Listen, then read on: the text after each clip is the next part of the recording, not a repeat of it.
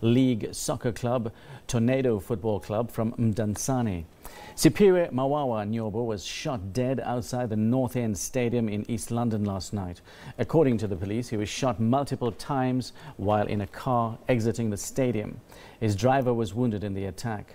The club's coach, Tshepo Motsoeneng, says he had a meeting and dinner with Nyobo just before the shooting happened. He says nobody knows why Nyobo was murdered.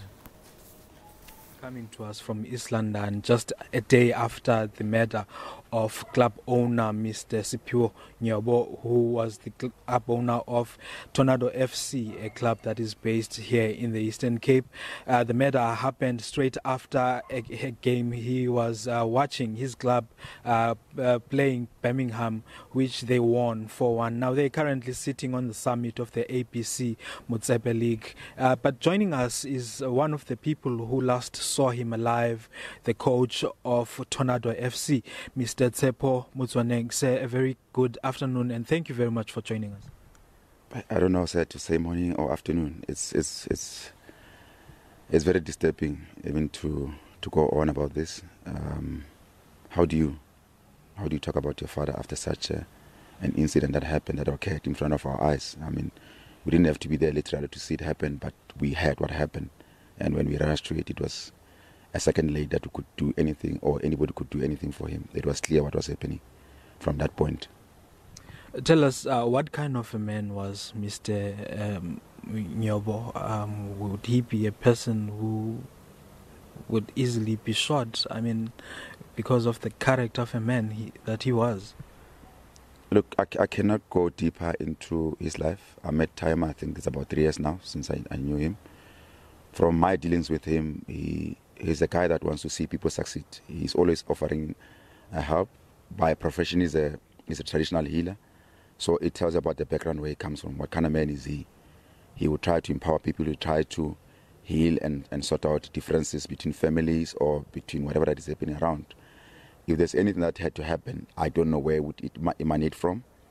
But what happened to him, it's something that left an image that I'm still shocked. That a person that was so humble, that would never carry a firearm, I've never seen him carrying one, that would never go into a field of play and accuse anybody of cheating him.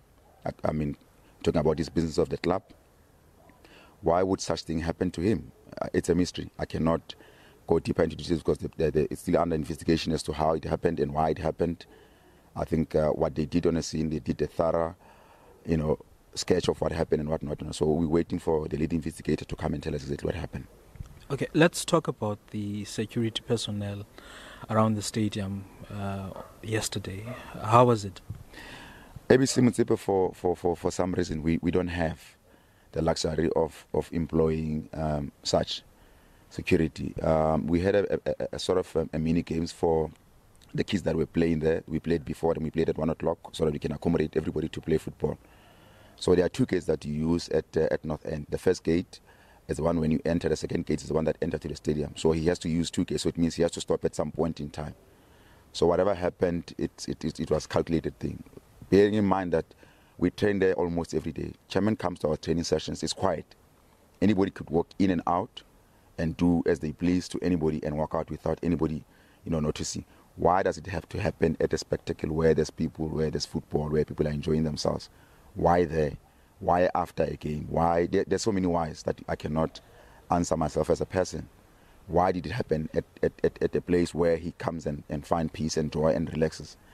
And he's empowering us as youth, he's empowering us and the players to go and realize our dreams, because we want to go up in football, we want to help everybody. I mean, talking from his part as a traditional healer and talking from his part as a club owner, he's empowered a lot of people.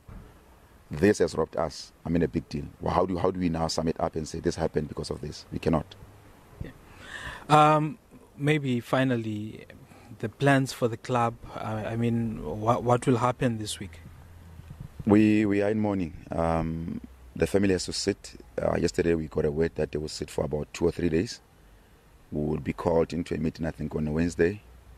That's when they will outline the club future as to they keeping it or they are relinquishing the status, or they are letting it go, meaning to liquidation and then it's finished, or what. I don't know. But I think the pain of losing a father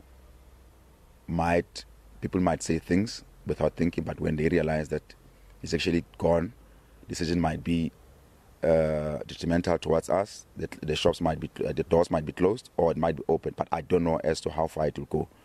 But all I know is that everybody's devastated for losing each minute. Thank you very much, sir, for your time. Thank you. And that is Mr. Tshepo Motsoeneng, who's the head coach of Tornado FC, saying that the club is shattered and they are hurt beyond description. Meanwhile, the family of the of Mr. Nyanda will, of course, now make pronouncements on the funeral arrangements anytime starting from tomorrow. As for me, Yanga Funani and Aktobu 11, it's back to you in Joburg. Sad news indeed. Well, that's it for this hour. The weather report's up next with Mduduzium.